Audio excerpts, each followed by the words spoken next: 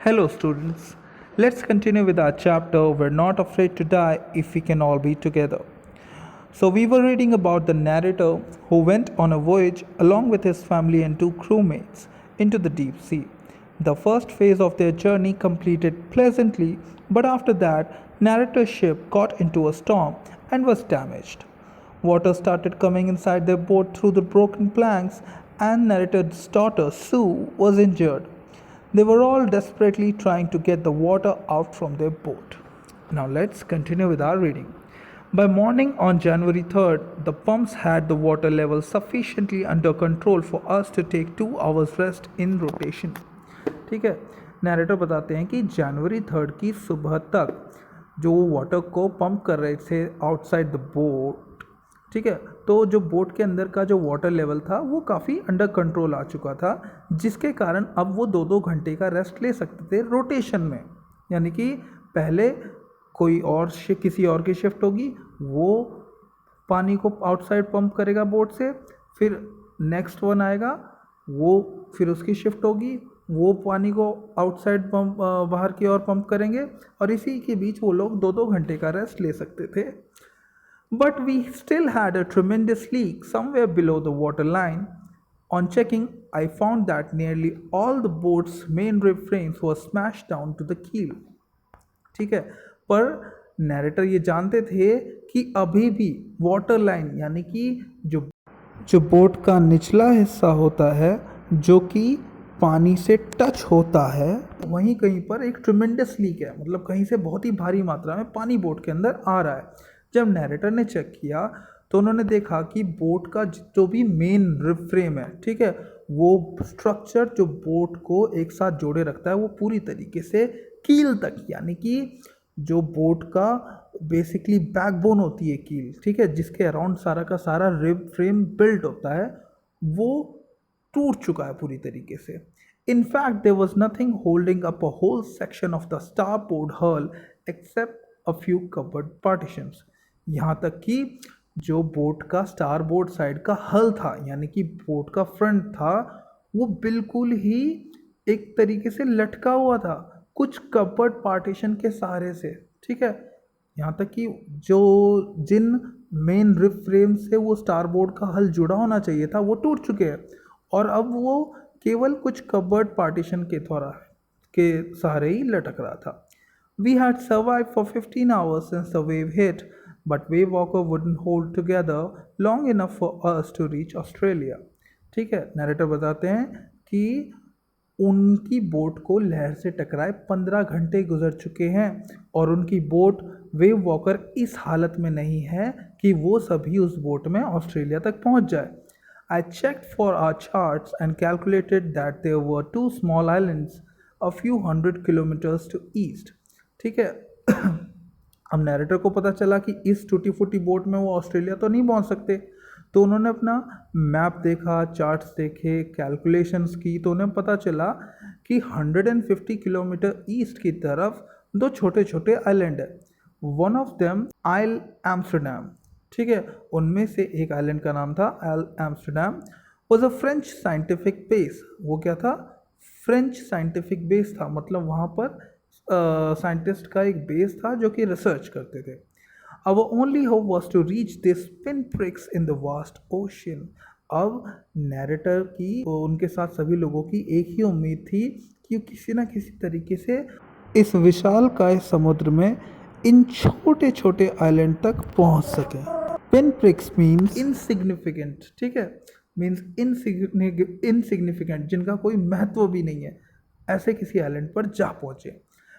But unless the wind and seas abated so we could hoist sail, our chances would be slim indeed. पर जब तक कि हवा और पानी हमारा साथ नहीं देते और हम अपनी सेल को दोबारा चढ़ाकर आगे बढ़ सके, हमारे सरवाइव करने के चांसेस जो हैं वो बहुत ही कम हैं। The great wave had put our auxiliary engine out of action, कि वो जो बड़ी सी लहर से इनकी बोट टकराई थी उसके कारण जो नैरेटर की बोट का सपोर्टिंग, ऑक्सिलरी मीन्स सपोर्टिंग और सेकेंडरी इंजन था, वो खराब हो चुका था। Out of action means it was dead. On January 4th, after 36 hours of continuous pumping, we reached the last few centimeters of water. जनवरी 4 को, ठीक है, और नैरेटर के पूरे क्रू और फैमिली को वाटर को पंप करते हुए 36 घंटे गुजर चुके थे, ठीक है, और आखिरकार अब बोट में कुछ ही सेंटीमीटर्स पानी रह गया था. Now we had only to keep pace with the water still coming in. अब पहले वो लोग काफ़ी तेज़ी से पानी को पंप कर रहे थे, ठीक है, क्योंकि पानी बोट के अंदर भी आ रहा था, कुछ पानी ऑलरेडी बोट के अंदर था, तो उन्हें काफ़ी फास्ट पानी को पंप करना पड़ रहा था बोट के बाहर. पर अब क्योंकि कुछ ही सेंटीमीटर पानी बच गया है, तो अब सिर्फ उन्हें उसी रफ्तार से पानी को पंप करना था जिस रफ्तार से पानी बोट के अंदर आ रहा है. यानी कि उनकी मेहनत पंपिंग के रिलेशन में कम हो चाहिए थी उन्हें. We could not set any sail on the main मास्ट.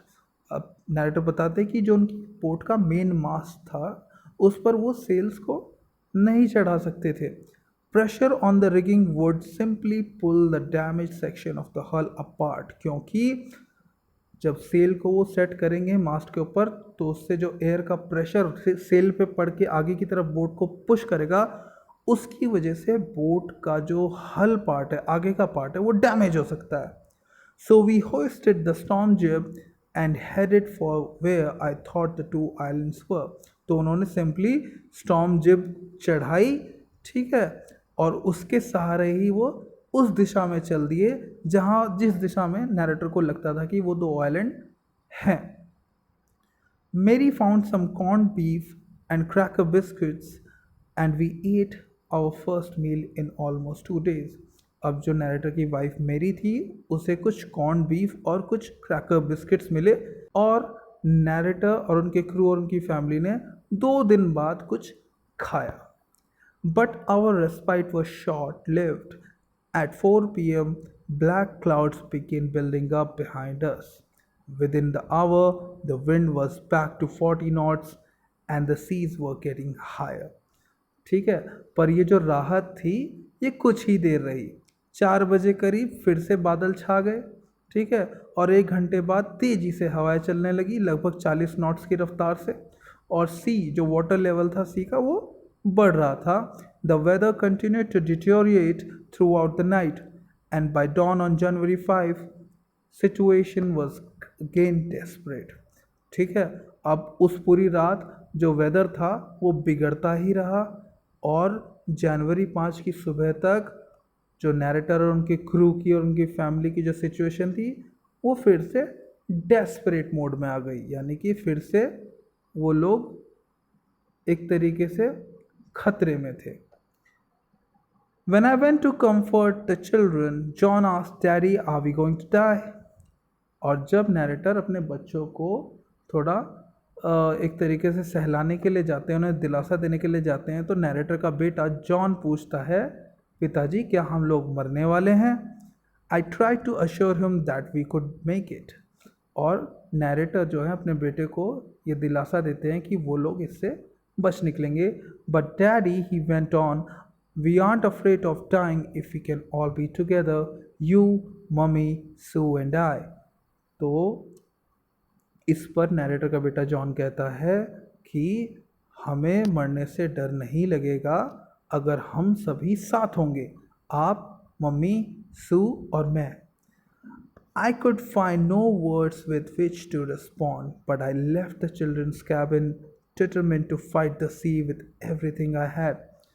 अपने बच्चे के मुंह से ये शब्द सुनने के बाद नैरेटर के पास शब्द नहीं थे जिससे वो अपने बेटे के इस बात का जवाब दे सके, और बस वो अपने बच्चों के कैबिन से निकलते हैं इस संकल्प के साथ कि वो समुद्र से लड़ेंगे. ठीक है, इन सिचुएशन से लड़ेंगे अपनी पूरी ताकत से.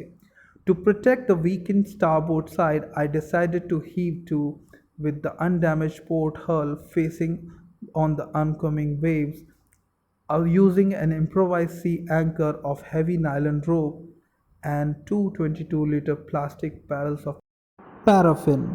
अब जो स्टारपोर्ट के आगे का हिस्सा था क्योंकि वो डैमेज था, तो नैरेटर किसी भी तरीके से उस साइड के सहारे पानी में आगे नहीं बढ़ सकते थे. तो उन्होंने डिसाइड किया कि वो एक एंकर का यूज़ करेंगे, ठीक है। उस एंकर की हेल्प से वो अपनी बोट को टिल्ट मतलब थोड़ा टेढ़ा करेंगे, जिससे कि स्टार बोर्ड की साइड की जगह सारा का सारा वाटर का जो टकराव हो वो पोर्ट साइड की तरफ हो, ठीक है।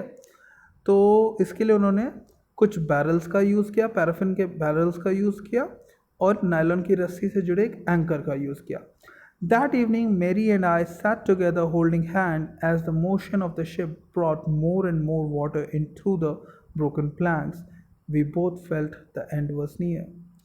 उस शाम मैरी और नैरेटर एक साथ हाथों में हाथ लिए बैठे क्योंकि जो उनकी शिप की रफ्तार थी वो धीमी होती जा रही थी, क्योंकि उसमें पानी भी भरता जा रहा था टूटे प्लैंक्स की वजह से, ठीक है। और उन दोनों का यही मानना था कि उनका अंत आ चुका। But wave walker road out the storm and by the morning of January 6 with the wind easing, I tried to get a reading on the sextant.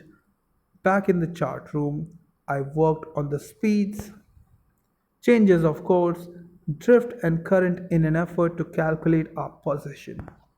ठीक है। पर वेव वॉकर जो उनकी बोट है आखिरकार तूफान से बाहर आ गई जनवरी 6 की सुबह तक। हवाएं अब हल्की हो चुकी थी, ठीक है। और नैरेटर ने मैप रूम में जाकर सेक्सटेंट एक इंस्ट्रूमेंट होता है जो सी राउट्स को फाइंड करने में हेल्प करता है with the help of degrees, ठीक है। तो नैरेटर वापस चार्ट रूम में जाकर सेक्सटेंट को चेक करते हैं, ठीक है। हवा की गतियों को जांचते हैं और अपना रास्ता इधर उधर बदल कर देखते हैं। जो लहर है समुद्र की, जो ड्रिफ्ट एंड करंट है, उन्हें कैलकुलेट करके पता लगाने की कोशिश करते हैं कि वो कहाँ है। The best I could determine was that we were somewhere in 150,000 kilometres of ocean looking for a 65 kilometre wide island. और अपनी तरफ से सबसे बेस्ट ये पता लगा पाए नैरेटर कि वो 150,000 के फैलाव वाले समुद्र के अंदर हैं, जहां वो केवल 65 किलोमीटर चौड़ा आइलैंड ढूंढ रहे हैं। ये बिल्कुल ऐसा है घास के ढेर में सुई ढूंढने जैसा। While I was thinking, Sue moving painfully joined me. The left side of her head was now very swollen, and her blackened eye narrowed to slits. She gave me a card she had made. अब जब narrator ये सोच रहे थे कि ये island जो है जहाँ पर जाकर वो बच सकते हैं, वो वहाँ उस आइलैंड तक कैसे पहुँचेंगे, कैसे ढूंढेंगे उसे, ठीक है।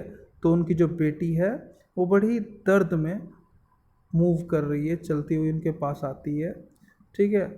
और जो उनके सू के हेड का जो लेफ़्ट साइड है वो बहुत ही बुरे तरीके से सूज चुका है, और उसकी जो काली हुई हुई आँख है वो भी कहाँ छोटी होकर स्लिट्स तक आ गई, मतलब बहुत ही कम खुल रही है। वो अपने पिता को एक कार्ड देती है जो कि उसने खुद ही बनाया था। On the front she had drawn caricatures of Mary and me with the words here are some funny people. अब कार्ड के फ्रंट में उन्होंने सू ने अपने माता पिता का के कैरिकेचर्स बेसिकली फनी फिगर्स होते हैं, ठीक है। वो एकदम से रिप्रेजेंट नहीं करते हैं एक्चुअल पीपल को, sort of cartoonish figures, okay. तो सू ने अपने माता पिता के कार्टून्स ड्रॉ किए हुए थे और वहाँ पे लिखा था here are some funny people, यहाँ कुछ हास्य लोग हैं। Did they make you laugh? I laughed a lot as well, ठीक है। तो नैरेटर की बेटी उनसे पूछती है क्या इन्हें देखकर आपको हंसी आती है, और हाँ वास्तव में नैरेटर काफ़ी हंसते हैं।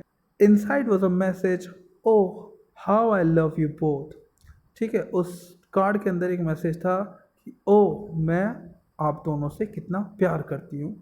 सो this card is to say thank you and let's hope for the best. तो ये कार्ड सिर्फ आप दोनों का शुक्रिया अदा करने के लिए है और हमारी बेहतरी की उम्मीद के लिए है। Somehow we had to make it, हमें किसी ना किसी तरीके से इस सिचुएशन से बचकर निकलना ही होगा। So that's it for today's video. We'll keep this chapter to this point and continue in our next one.